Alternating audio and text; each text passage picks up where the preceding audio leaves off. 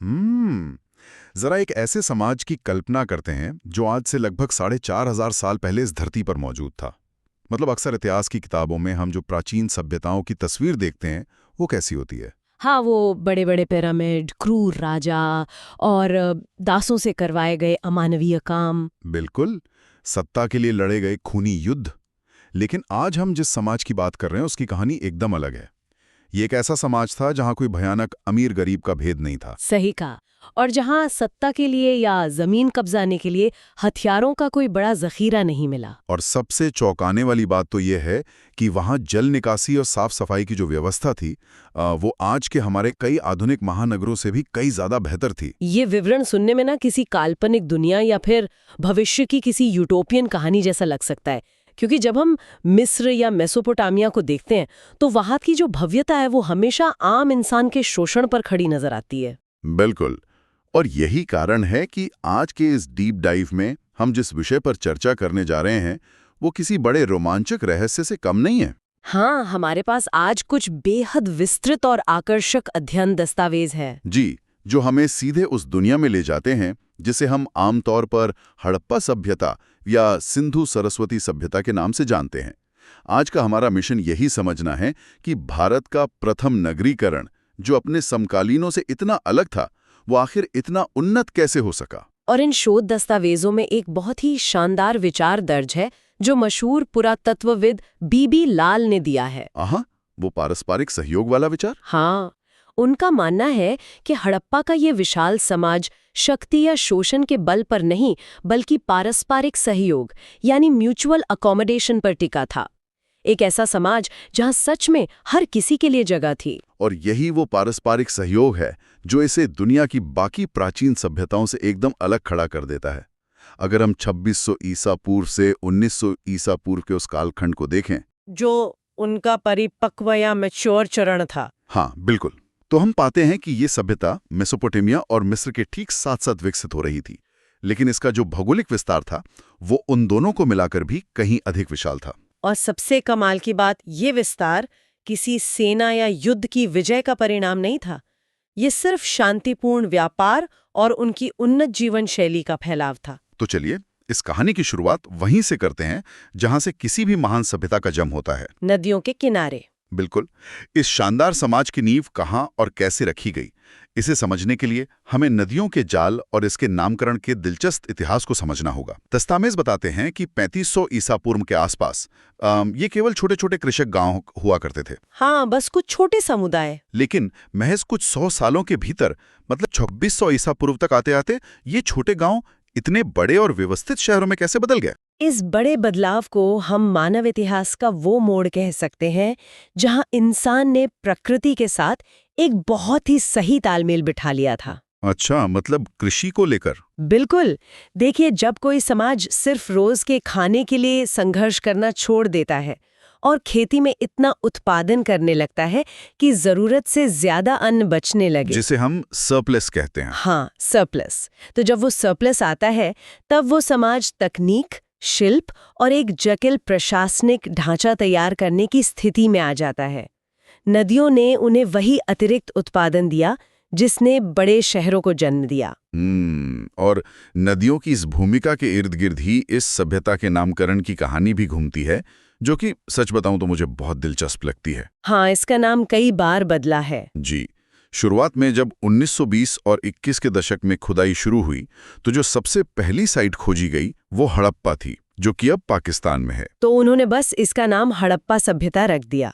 बिल्कुल।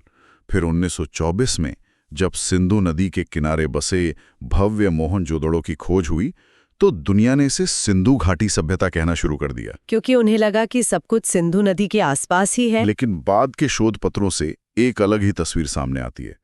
जब और गहराई से खुदाई हुई तो पता चला कि एक और नदी थी, सरस्वती नदी। हाँ, जिसे आज हम गग्गर हकरा नदी के सूखे हुए बेसिन के रूप में जानते हैं।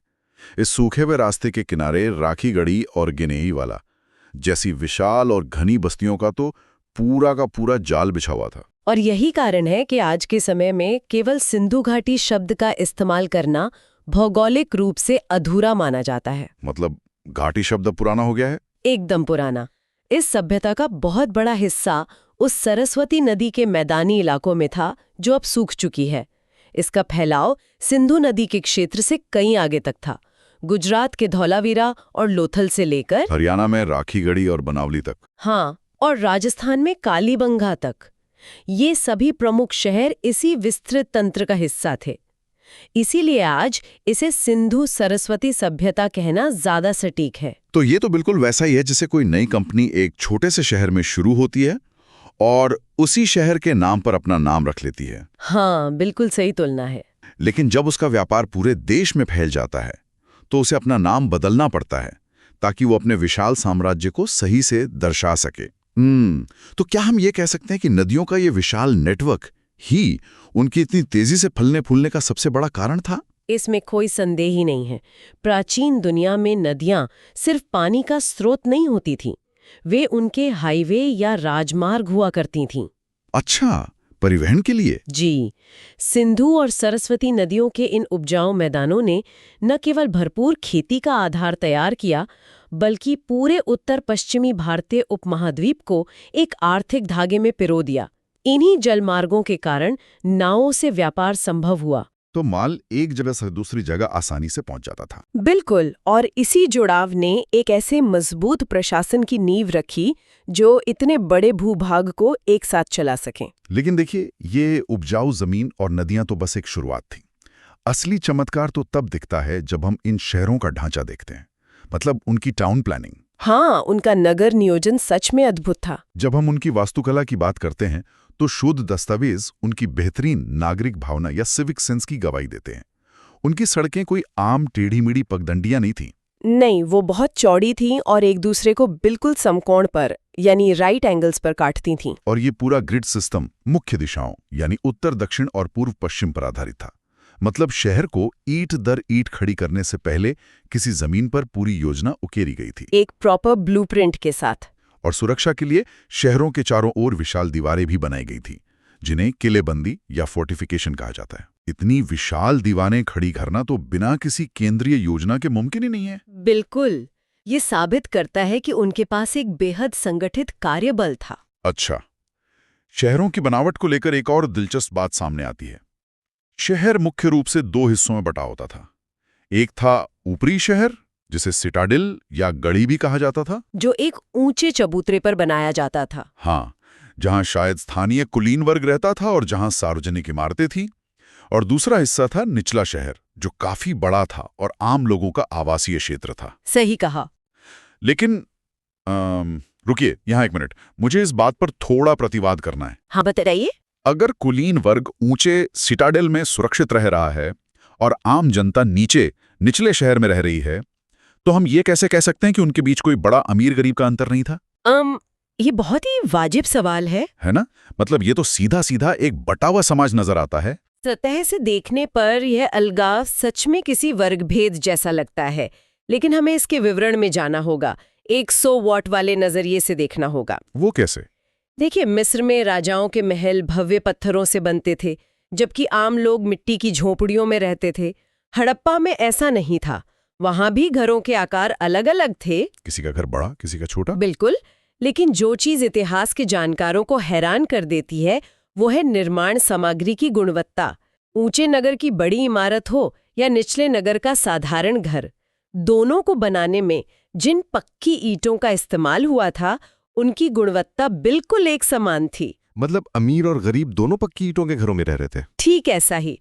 और इतना ही नहीं, उनके यहाँ ईंटों का एक सख्त मानक अनुपात था, 4:2:1। लंबाई, चौड़ाई और मोटाई का अनुपात। हाँ, और ये अनुपात गुजरात के धौलावीरा से लेकर हरियाणा के राखीगढ़ी तक हर जगह बिल्कुल एक समान था। कमाल है, हजारों किलोमीटर के दायरे में ईंट बनाने वाले एक ही सांचे का इस्तेमाल कर रहे थे, बिना किसी तानाशाह राजा के। ये एक ऐसी व्यवस्था का प्रमाण है जो बिना जनता की आपसी सहमति के संभव ही नहीं है। यही उनकी समानता का असली सबूत है। ये तो सच में आंखें खोलने वाला तथ्य है। हालांकि इस वास्तुकला में एक बड़ा अपवाद धौलावीरा था, जहां पक्की ईंटों की बजाय पत्थरों का इस्तेमाल हुआ था, क्योंकि वहां पत्थर आसानी से उपलब्ध थे। तो उन्होंने अपने पर्यावरण के हिसाब से खुद को ढाल लिया था। बिल्कुल। एक ही सांचे से निकली ईंटों से बेहतरीन घर तो बन गए, लेकिन किसी भी शहर को रहने लायक बनाने के लिए सिर्फ दीवारें काफी नहीं होती।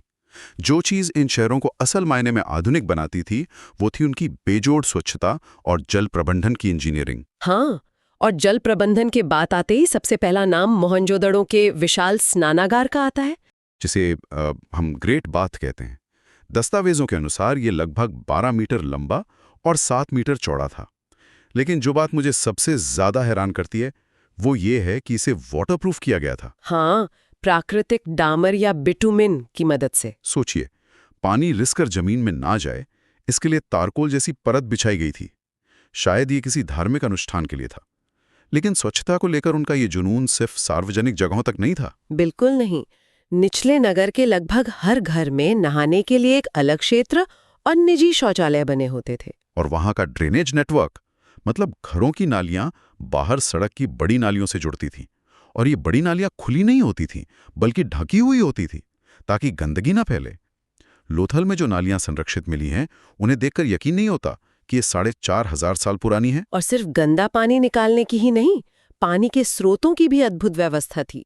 मोहनजोदारो में ईंटों से बने 700 से अधिक कुएं मिले हैं। 700 कुएं एक ही शहर में? जी हाँ, और धौलावीरा की कहानी तो और भी कमाल की है। वहां 73 मीटर लंबा एक विशाल रॉक कट जलाशय मिला है। चट्टानों को काट कर बनाया गया रिजर्वायर। हाँ, जो पूरे शहर में फैले अंडरग्राउंड नालियों के जाल से जुड़ा था, ताकि बारिश के पानी को रेन वाटर हार्वेस्टिंग। बिल्कुल, बारिश के पानी को सहेजकर उस टैंक में लाया जा सके। ये तो आज के स्मार्ट सिटी कंसेप्ट जैसा है। लेकिन जरा सोचिए, बिना किसी आधुनिक मशीन के 700 कुएं खोदना और 73 मीटर लंबा जलाशय बनाना 4500 साल पहले कैसे संभव हुआ होगा? देखिए, ये केवल ईंट और पत्थर का काम नहीं था। इसके पीछे एक अत्यधिक प्रभावी नगरपालिका या म्युनिसिपल अथॉरिटी मौजूद थी, जो सिर्फ बनाती नहीं थी बल्कि मेंटेन भी करती थी। सही कहा, कोई ऐसा प्रशासन जो कई सदियों तक इसके नियमित रखरखाव को सुनिश्चित करता था। बिल्कुल। और इतने बड़े शहरों और इतनी बड़ी आबादी को स्वच्छ पानी देने के साथ साथ उनका पेट भरना भी तो जरूरी था। हाँ, जिसके लिए एक मजबूत कृषि व्यवस्था चाहिए थी। तो चलिए उनकी रसोई और खेतों का जायजा लेते हैं। साक्ष्यों के मुताबिक वे जौ, गेहूं, विभिन्न प्रकार के बाजरे, चावल और दालें उगाते थे। और सबसे हैरानी की बात बताऊं? हाँ बताइए। वे यूरेशिया में कपास या कॉटन उगाने वाले पहले लोग थे, जिससे वे धागे बनाते थे और कपड़े बुनते थे। क्या बात कर रहे हैं! मतलब जब दुनिया के कई हिस्सों में लोग खाल पहन रहे थे, ये लोग सूती कपड़े पहन रहे थे। बिल्कुल। और उनकी उन्नत खेती का एक और प्रमाण हरियाणा के बनावली में मिला है, जहां खुदाई में मिट्टी से बना एक हल मिला है। प्लो का मॉडल। हाँ, मतलब वो खेतों की जुताई तकनीक को अच्छे से समझते थे। जी, और उनके आहार को लेकर जो वैज्ञानिक परीक्षण हुए हैं, विशेषकर मिट्टी के बर्तनों पर।